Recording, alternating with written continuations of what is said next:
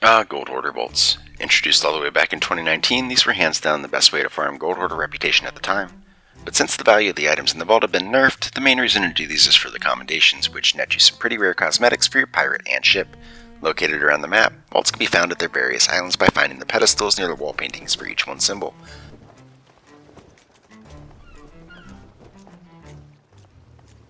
So how do you find keys for the same vault so that you can stack them efficiently? Well, to explain that, let's talk about Voyage destination logic.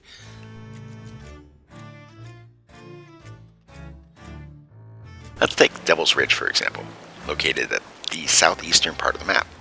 The game wants to give you a nearby destination, so if you don't give it other choices, you can help coax it in the right direction.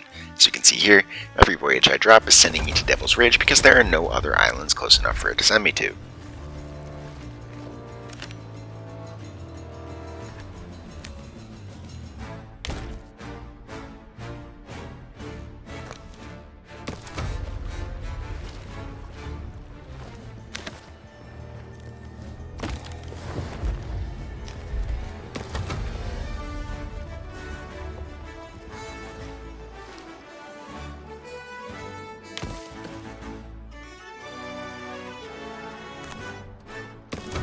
We can apply this same logic just about anywhere near the edge of the map. Let's look at Marauder's Ark in the northeastern corner of the map this time. You'll notice the same thing. All the voyage I'm selecting are sending me to Marauder's Ark. For anything that has a final destination like Treasure Vaults or Legend of the Veil, you can choose where you want to end up by where you drop the voyage.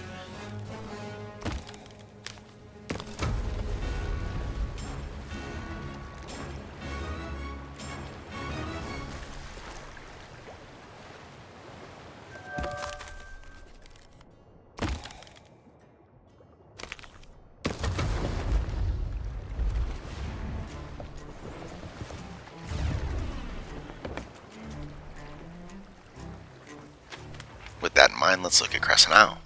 It's located on the western edge of the map, and the only other vault nearby is Mermaid's Hideaway to the south. Starting the voyage here will guarantee we get a key for Crescent, but where is it bringing us for our first clue? If we chart the starting locations, we'll see that it's always going to be Rapier Cay to the east,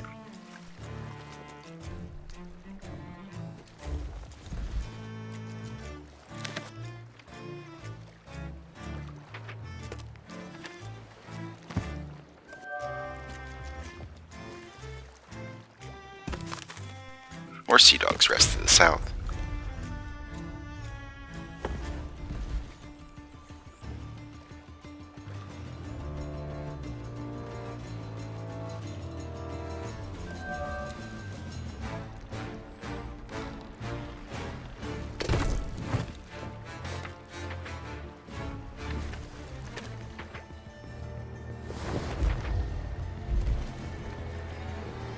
What if we just skip the middleman and drop the voyage directly at Rapier Cay? If you're not nearby already, you can dive to Sanctuary Outpost just a few squares away by selecting the Wild Rose Talltail. Once you get to Rapier Cay, pull up to the west side of the island closest to Crescent and drop the voyage. You'll notice your wayfinder starting to shake immediately, letting you know you're close. Since there are 6 map pieces, you have a roughly 17% chance to get the X on your first dig.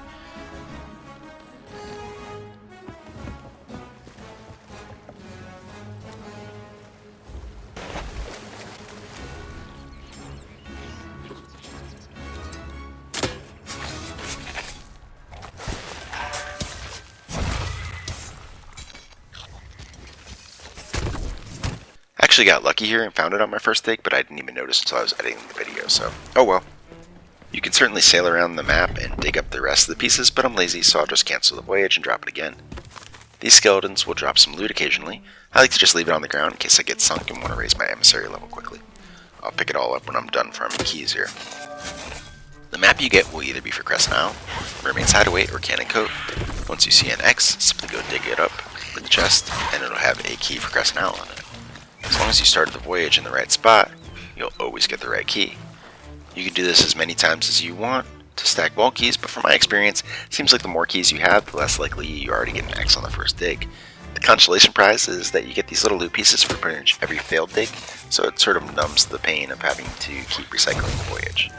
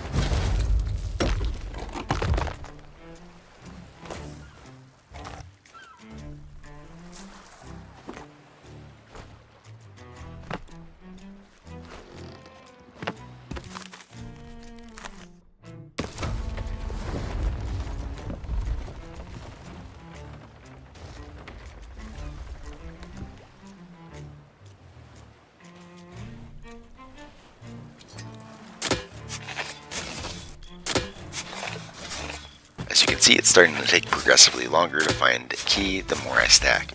I was getting the X very early on the first couple, but now it's taking multiple digs.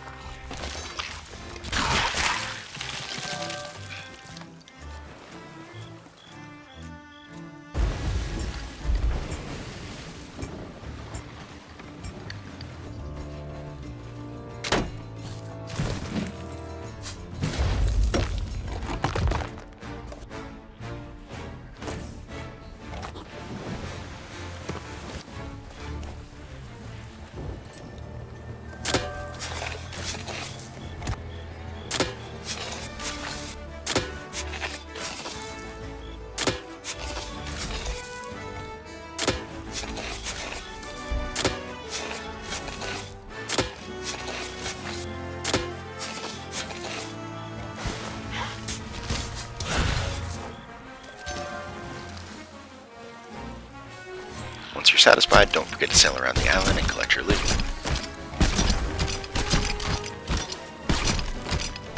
Now that you got all your vault keys stacked and ready to go, it's time to start doing the vaults themselves. You can farm as few or as many as you want, but keep in mind that the real time consuming part of doing vaults is actually completing them and rallying the loot. Bringing friends makes this go quicker, but I think 3 is a pretty solid number for most people. After that, it does get a touch tedious. You can also just sell the vault keys, but it's obviously less lucrative than doing the entire vault overall. Before you start, you're going to want to find a harpoon rowboat. Rowboats can be found on the shoreline of any island, so check the islands that you're digging the vault keys up at if you don't already have one. When you're ready, sail to the west side of Crescent and park near the cave in the back. Your ship is well positioned here and likely won't be noticed by anybody unless they're a level 5 Reaper or happen to sail by. Get all of your vault keys and chests and place them in your rowboat, along with any empty chests that you have to help rally the smaller loot items out of the vault.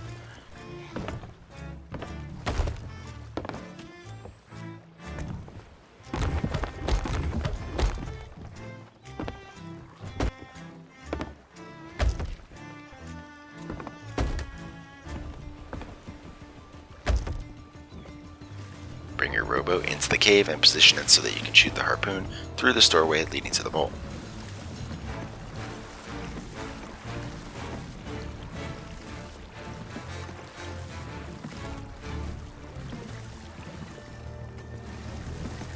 Get everything situated, and before you open the vault, maybe a good time to do one more horizon check to ensure you won't be interrupted while you're doing the vault. When ready, drop the key onto the pedestal and open the vault. Don't forget to bring your empty chest down so you can use them to rally the small loot items.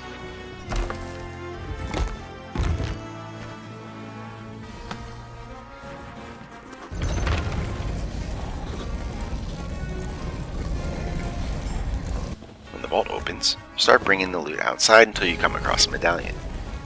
It'll typically be the only thing shining inside the vault.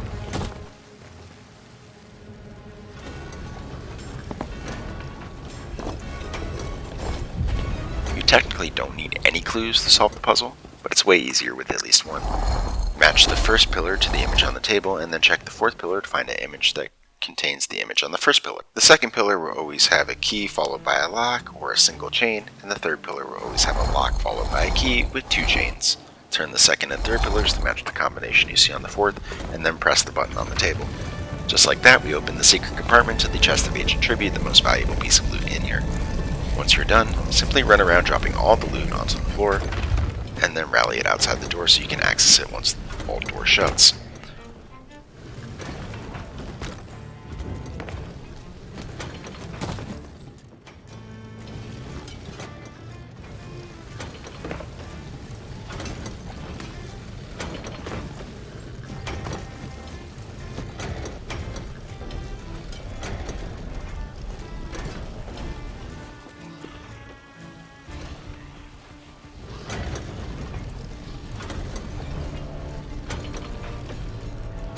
When you're done rallying the loot outside, spend your time wisely by rallying as much of it as you can up to the harpoon spot while you wait for the door to close.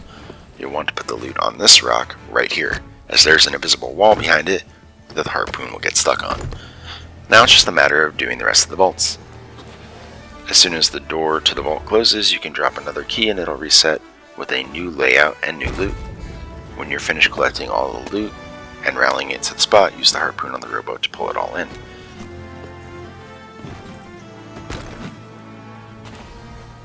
This is 2x speed, just to give you an idea of how many items you get out of this.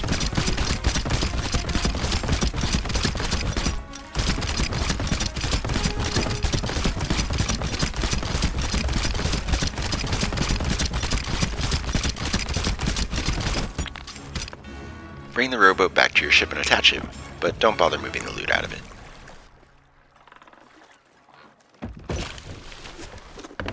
Now, you're going to be a bit closer to Port Merrick, but I suggest sailing up to Sanctuary since the distance between the Sovereign and the platform that you sail from is much shorter, making it faster to sell all the loot. You want to park your ship in a spot where you can harpoon the front and back of your ship.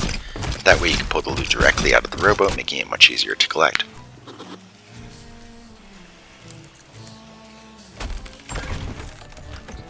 Alright, now that I'm done selling, let's see the results.